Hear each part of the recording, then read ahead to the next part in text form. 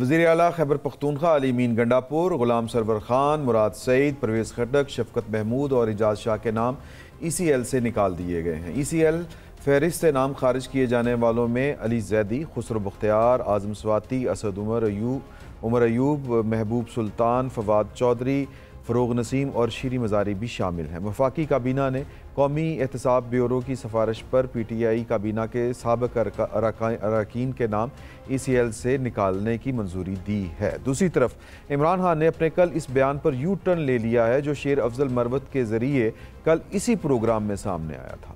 کل دوپہر تک عمران خان اسٹیبلشمنٹ سمیت کسی بھی سیاسی جماعت سے بات چیت کرنے پر راضی نہیں تھے، مگر شیر افضل مروت کے اس انکشاف کے چند گھنٹوں بعد ہی عمران خان کی طرف سے 3 رکنی کمیٹی قائم کر دی گئی جو شبلی فراز، عمر ایوب اور اسد کیسر پر مشتمل ہے۔ اب سوال یہ پیدا ہوتا ہے کہ حکومت نے یہ نام جن کا ہم نے ذکر کیا ہے ای سی ایل سے کیوں نکالے؟ کیا عمران خان کے ساتھ درپردہ معاملات آگے بڑھ رہے ہیں یا پھر یہ سب محض ایک ضابطے کی کارروائی ہے، ایک قانونی عمل جو اپنا راستہ بنا رہا ہے؟ اسی پر گفتگو ہوگی۔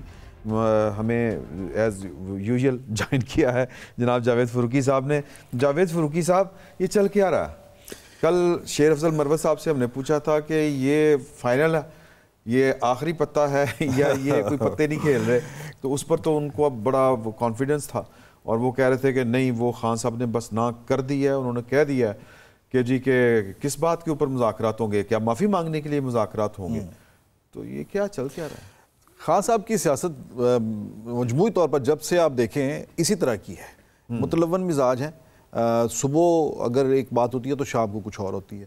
کل ہی ہم نے یہ بات کی تھی، آپ نے یہ کہا تھا کہ ایک کارڈ کھیلتے ہیں پھر دوسرا کارڈ، تو میں نے کہا تھا یہ دوسرا کارڈ ہے جی، ابھی تیسرا بھی آئے گا۔ تو پھر اس کے بعد وہ کمیٹی آ گئی، ابھی ہم میرا خیال بات ختم کر کے اٹھے ہیں، باہر گئے ہیں، اور اس کے بعد جو ہے وہ کمیٹی بھی آ گئی۔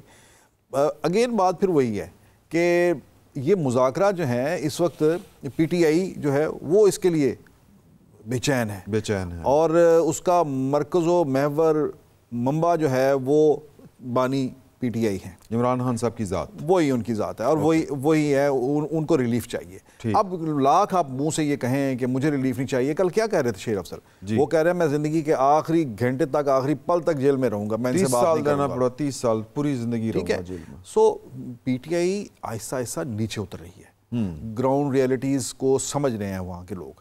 اب مجھے بتائیں، کل اسمبلی بڑی سموتھ چل رہی تھی انہوں نے، بالکل، اور چلے گی، سموتھ چلے گی، سموتھ یہ چلے گی۔ ہماری پہلے بھی ایک بار بات ہوئی تھی، میں نے آپ سے کہا تھا کہ جب یہ حکومت بنے گی تو یہ سٹینڈنگ کمیٹیاں ڈھونڈیں گے جی، کمیٹیوں میں حصہ مانگیں گے اور مانگ رہے ہیں، اور آپ نے دیکھا کمیٹیوں کی کو تقسیم ان کی ہوئی ہے جی، اور اس میں انہوں نے پورا حصہ لیا ہے۔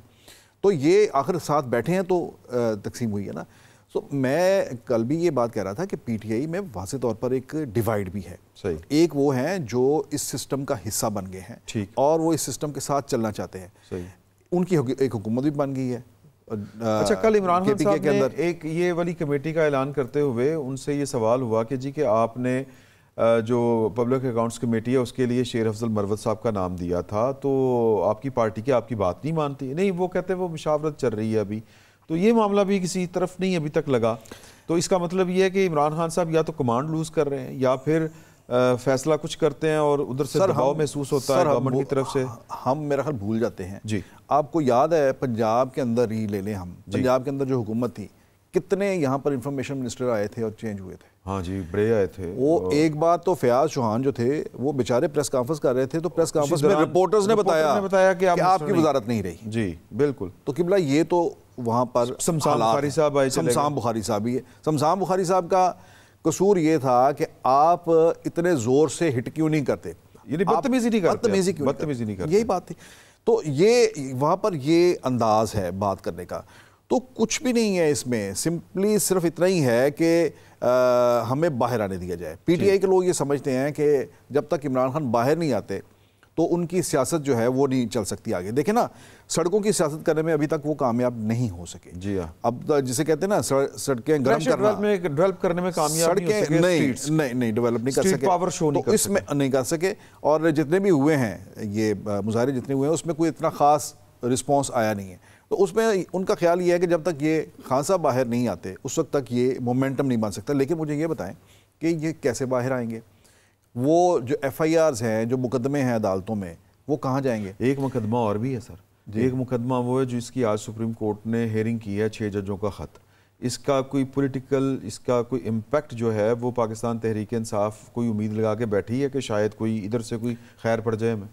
وہ تو بالکل, وہ ان کا تو یہ خیال ہے نا, جب سے یہ لیٹر, اس لیٹر کی سب سے زیادہ وکالت بھی تو انہوں نے کی نا, انہوں نے کی ہے, اور اس کے اوپر آپ فل بینچ بنائیں آپ, یہ ان کا یہ خیال ہے کہ اس سے شاید کوئی ریلیف ملے گا. لیکن بات یہ ہے کہ یہ تمام جو کیسز ہیں ان میں جو بھی ریلیف ملنا ہے, ملنا تو عدالت سے ہے.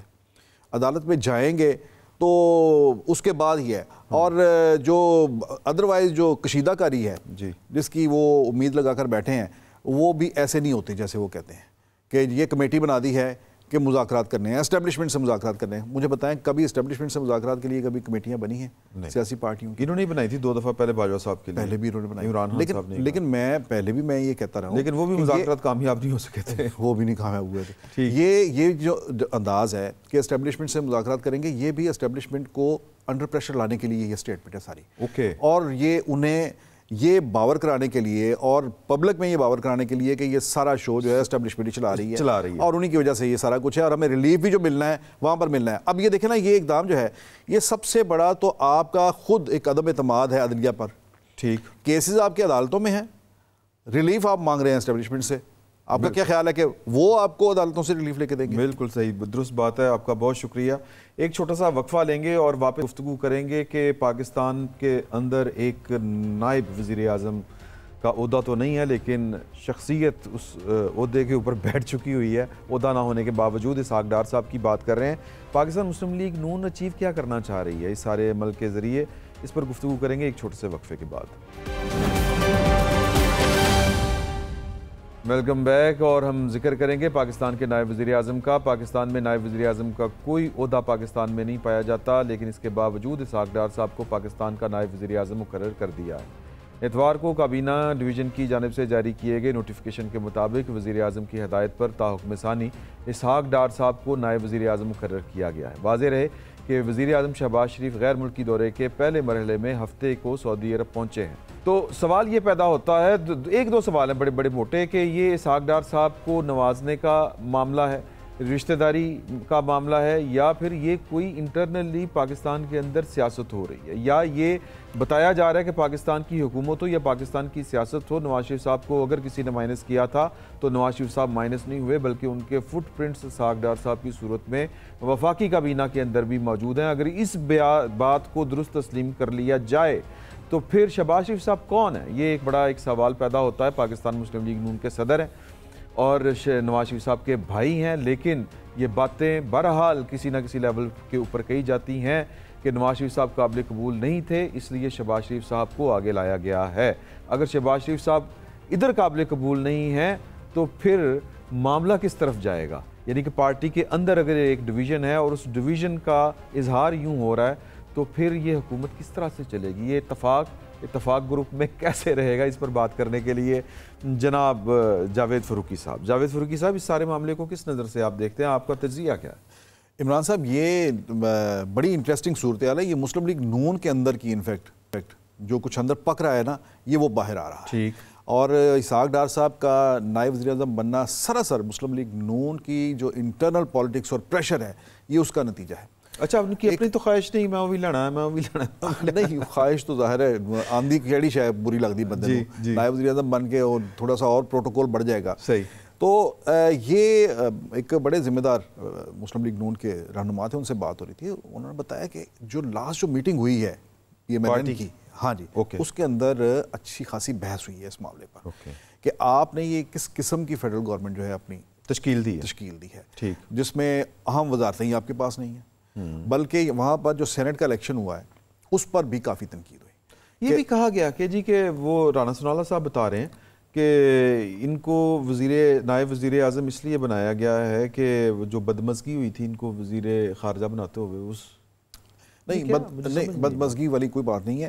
ایک تو چلیں وہ بھی ہم اس کو بھی دیکھ لیتے ہیں, لیکن ادروائز یہ تھا کہ اورنگزیب صاحب جو ہیں جی, وہ چونکہ پارٹی کے بندے تو نہیں ہیں, ٹھیک ہے, آپ پرسنل کانٹیکٹس ہیں, رمدے صاحب کے ساتھ ان کا جوڑیں تعلق یا جو مرضی کریں, لیکن کہ پرانی لیگی فیملی ہے, لیکن وہ پارٹی کے کور بندے نہیں ہیں, کور ٹیم کے بندے نہیں ہیں, کور ٹیم کے آدمی نہیں, وہ ان کی جو وہاں پر معاملات ہیں, مثلاً ECC کے اندر ان کا بیٹھنا, NFC کے اندر وہ بیٹھیں گے, وہ یہ سارے معاملات چلائیں گے, اتحادیوں کے ساتھ جو بات کریں گے, مسلم لیگ نون کے اندر سیٹسفیکشن نہیں ہے, اور اسی لیے اسحاق ڈار صاحب کو وہاں پر انڈکٹ کیا گیا ہے تاکہ جو قائد مسلم لیگ نون ہے, جو آنے والے دنوں میں صدر مسلم لیگ سربراہ بننے جا رہے ہیں, یہ ان کی جو پالیسیز ہیں ان کو زیادہ بہتر طور پر امپلیمنٹ کر سکیں. شہباز شریف صاحب کا تو زیادہ فوکس ہے معیشت کی بحالی کی طرف, اور وہ باہر کے دورے یہ وہ ان چیزوں پر ہے. وہ وزیر خارجہ ہونے کے ساتھ ساتھ اصل میں وہ پارٹی کا یہ جو پولیٹیکل ونگ آپ سمجھ لیں, اور جو نون لیگ کے منشور کی امپلیمنٹیشن ہے, یہ اس کو زیادہ دیکھیں گے. بہرحال اس کا مطلب یہ ٹرسٹ ڈیفیسٹ تو کہیں بالکل موجود ہے. ایک اور بڑی امپورٹنٹ بات یہ ہے کہ یہ انفیکٹ نواز شریف کی جو حکومتی امور کے اندر اپنی واپسی ہے, یہ اس کا آپ کہیں کہ نقطہ آغاز ہے. ایک تو یہ ہے کہ وہ پارٹی صدارت اپنے ہاتھ میں لے رہے ہیں, ٹھیک, اس سے وہ پارلیمانی پارٹی کا انفیکٹ کنٹرول ان کے پاس آ جائے گا, ٹھیک, پارٹی ہیڈ کے طور پر. صحیح. سیکنڈلی یہ ہے کہ اسحاق ڈار کو انہوں نے ایک اس سیٹ پر لگا دیا ہے. مزید جو سننے میں آ رہا ہے وہ یہ ہے کہ رانا ثناء اللہ بھی وفاقی کابینہ میں جا رہے ہیں. اچھا. اور جو بعض مسلم لیگ نون کے ذرائع جو ہیں ان کا یہ کہنا ہے کہ انہیں مشیر داخلہ کی ذمہ داری وہ دیے جانے کا امکان ہے. یہ بات ہو رہی ہے کہ انہیں واپس وہی داخلہ کی ذمہ داری جو ہے وہ ملنی چاہیے. اس طرح جو سیٹلمنٹ تھی, جو سیاسی بندوبست آپ کو نظر آ رہا تھا, ایک خاص ارینجمنٹ کہ پاکستان پیپلز پارٹی سرکاری جو آئینی عہدے ہے وہ رکھے گی, کابینہ چھوٹی سی ہوگی اور بڑی افیکٹو ہوگی, اور وہ نون لیگ کے پاس ہوگی, یہ اتفاق رائے کسی بڑے لیول کے اوپر تھا. تو پھر اگر یہ چیزیں انڈکشن ہوتی ہیں اس طرح کی کہ جس طرح, تو وہ اتفاق رائے بھی ہلے گا, تھوڑا سا ہلے گا, تو پھر بالکل ہلے گا. پھر مذاکرات, اب اتفاق رائے کہ اس کو کس طرح سے سنبھالتے ہیں, پھر مذاکرات اس طرف تو نہیں کرنے پڑ جائیں گے. تو پھر یہ ساری چیزیں جو ہے وہ آپ سمجھدار ہیں. لیکن یہ ہے کہ بہرحال اب مسلم لیگ نون جو ہے وہ آہستہ آہستہ حکومت کے اندر, اور نواز شریف مسلم لیگ نون نہ کہیں بلکہ نواز شریف صاحب اپنا سپیس واپس جو ہے وہ لینے کی طرف چل پڑے ہیں. اور یہ جو اسحاق ڈار صاحب کی جو تعیناتی ہے یہ اسی سلسلے میں ہے. بلکہ اس میں ایک اور بات یہ ہے کہ چائنا میں ہوتے ہوئے جو یہ مجھے معلوم ہوا کہ چائنا سے وہاں سے فون پر باقاعدہ طور پر یہ انسٹرکشنز ہوئی ہیں, احکامات جاری ہوئے ہیں, اور اس کا ایک واضح طور پر مقصد تھا چائنا سے کہ چائنا کے دورے میں کچھ لوگوں سے جو ملاقات ہو رہی تھی وہاں پر میاں صاحب نے انہیں یہ باور کرایا کہ حکومت مجھ سے باہر نہیں ہے, حکومت میری ہے. اور اے لو جی یہ لگا جے نائب وزیر اعظم اسحاق ڈار جے 5 منٹ بعد, اور وہ نوٹیفیکیشن ہو گیا. انہوں نے اپنی ریٹ اسٹیبلش کی ہے اس بات سے. ٹھیک. اب یہ بات تھوڑی سی ذرا اینگل ہی مختلف ہو گیا نا اس بات کے بعد, یعنی اس بات کے بعد مطلب یہ ہے کہ یہ انٹرنیشنلی جو چیزیں مینیج ہو رہی ہیں اس میں چائنا جو ہے وہ اپنا انٹرسٹ دیکھ رہا ہے کہ میرے مفادات کا تحفظ کون کر سکتا ہے, کیسے کر سکتا ہے. آپ یہ اس کہانی کا نام دے سکتے ہیں نواز شریف ان ایکشن, نواز شریف کی واپسی. چلیں جی, انشاءاللہ کل آپ کی پھر خدمت میں حاضر ہوں گے اور نئے واقعات اور نئے دوستوں کے ساتھ. فی الوقت اتنا ہی, بہت بہت شکریہ.